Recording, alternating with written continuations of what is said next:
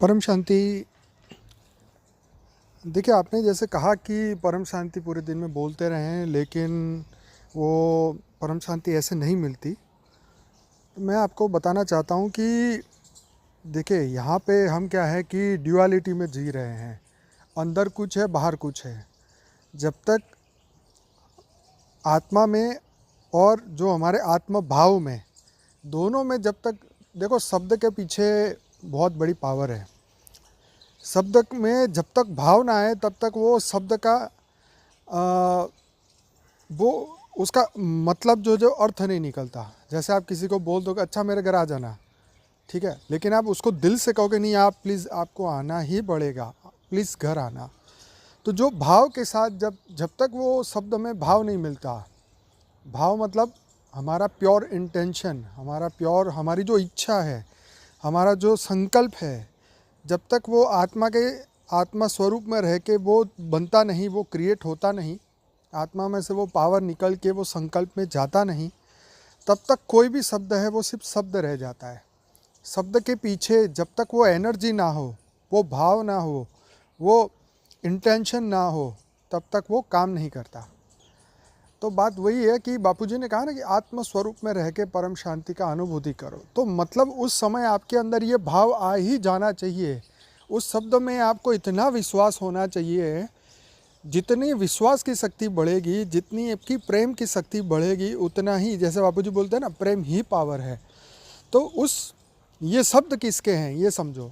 Theory of कर्म जैसे कृष्ण ने समझाया है ना, कृष्ण ने, जैसे अर्जुन ने कृष्ण को कहा कि इस मार्ग पे चलते चलते अगर मैं बादलों की भांति छिन्न भिन्न हो जाए, मैं हो जाऊंगा तो क्या होगा। तो कृष्ण ने कितना बढ़िया जवाब दिया कि सत्कर्म करने वालों की तो कभी बुरा हो ही नहीं सकता।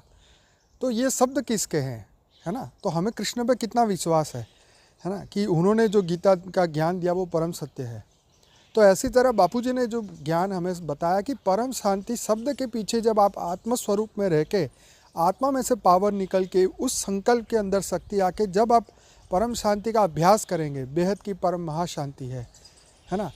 सिर्फ आंखें बंद करके उस आत्म भाव में रह के 5 बार भी बोलेंगे तो 100% आपके अंदर वो फीलिंग, आपके अंदर एहसास जागेगा, आपके अंदर वो शक्ति क्रिएट होगी। और तब जो है वो आपके माइंड के अंदर जाके वो आपको, आपके अंदर वो केमिकल पैदा करेगी और वो आपके अंदर परम शांति की आपको अनुभूति भी होगी।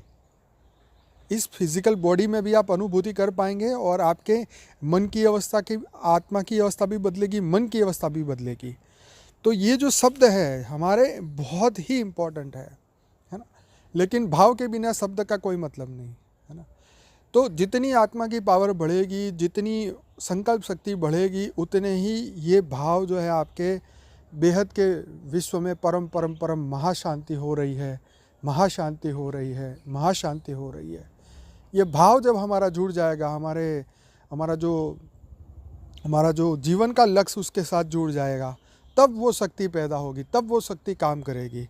तो ये बहुत इम्पोर्टेंट है, सभी लोग इस बात को ज़रूर समझें कि परम शांति एक शब्द नहीं, एक वाइब्रेशन है। लेकिन उस वाइब्रेशन में पावर कहाँ से आएगी? उस वाइब्रेशन में पावर आएगी हमारे आत्मा में से। हमारी आत्मा के अंदर वो भाव पैदा होगा, वो भाव शब्दों में जाएगा, वो वाइब्रेशन में जाएगा, तब जाके वो फीलिंग में आएगा, है ना। तो जैसे हम किसी को प्रेम करते हैं, कोई हमें प्रेम करता है तो वो हमें दिल से जब बताता है तब हम उसको अनुभूति कर पाते हैं, और तब हमें पता चलता है कि ये सच्चा प्रेम है कि ये शब्दों का ऊपर ऊपर का प्रेम है ना। तो इसी तरीके से कि ये शब्द किसके हैं? परमात्मा के हैं, और उस परमात्मा के शब्दों में इतनी ताकत है। लेकिन जब तक गीता में ज्ञान देने के बाद कृष्ण ने अर्जुन को यही कहा कि मैंने तो तुझे सब सिखा दिया, सब ज्ञान दे दिया, अब कर्म तुझे करना है, अब तुझे युद्ध करना है तो कर, नहीं तो मैं अपने हिसाब से करूँगा। तो बात यही है कि हम उस दिल से, हम उस प्रेम से और उस परम तत्व, परम लाइट की शक्ति में, लाइट स्वरूप का अनुभव करते हुए जब हम ये संकल्प करेंगे तो 100% ये काम करेगा ही करेगा, है ना। तो ये जो थियरी है, ये जो ज्ञान है, ये एक प्रैक्टिकल ज्ञान है जो बापूजी ने खुद अनुभूति करके हम सभी बच्चों को ये सिखाया है। तो हमें इस अनुभूति को और बढ़ाना है, विश्वास की शक्ति को और बढ़ाना है, इस शब्दों के, इस वाइब्रेशन को हमें और बढ़ाना है। जितना जितना अभ्यास करते जाएंगे, अभ्यास के बिना कुछ नहीं होगा। अभ्यास बहुत ज़रूरी है। जैसे आज हमने किया लेकिन कल हम नहीं करेंगे तो फिर क्या होगा, वो पावर नहीं आएगी, वो काम नहीं करेगा, है ना। डेली अभ्यास, जैसे रोज़ खाना सुबह 3 टाइम खाते हैं तो ये भी एक अभ्यास है जो हमें 3 टाइम करना चाहिए, है ना। तभी आपके अंदर बदलाव आएगा, तभी आपके अंदर एहसास जागेगा कि हाँ मेरे अंदर वो बदलाव आया, हाँ मुझे वो परम शांति मिली। तो ये अभ्यास बहुत ज़रूरी है। अभ्यास के बिना, है ना, अभ्यास के बिना सब अधूरा है। तो इस ज्ञान, जो प्रैक्टिकल ज्ञान है, इसका अभ्यास हमें खुद को करना पड़ेगा। तभी हम कहते हैं ना, जितना घोटो उतना नशा खुद चढ़े। तो उसकी जैसी बात है कि हमें जितना प्रैक्टिस हम करते जाएंगे उतना ही हमें खुद को आनंद आएगा कि हम परम सत्य के रास्ते में और परम सत्य की अनुभूति कर चुके हैं और अब परम शांति पूरी दुनिया में फैल रही है ना। तो उसके लिए हमारा एक छोटा सा पुरुषार्थ है बेहद के विश्व में परम महाशांति पहुंचाने का, और यही वाइब्रेशन जो है हमारे पूरे शरीर में भी इफ़ेक्ट करते हैं। तो सभी लोगों को ये शब्द समझ में आ गए कि परम शांति एक शब्द नहीं, एक वाइब्रेशन है। वाइब्रेशन किसका? हमारी आत्मा का। अब आप ये मान लो कि मैं तो एक जीवात्मा हूँ, तो आपके वो वाइब्रेशन में वो शक्ति नहीं आएगी, है ना। आपको ये बिलीव रखना होगा कि मैं बेहद की आत्मा हूँ, मैं बेहद की परम परम परम परम महान आत्मा हूँ, और मैं परम परम धाम से आई हुई हूँ, परम तेज के साथ आई हुई हूँ। मेरी आत्मा में परम परम परम महान शक्तियाँ हैं।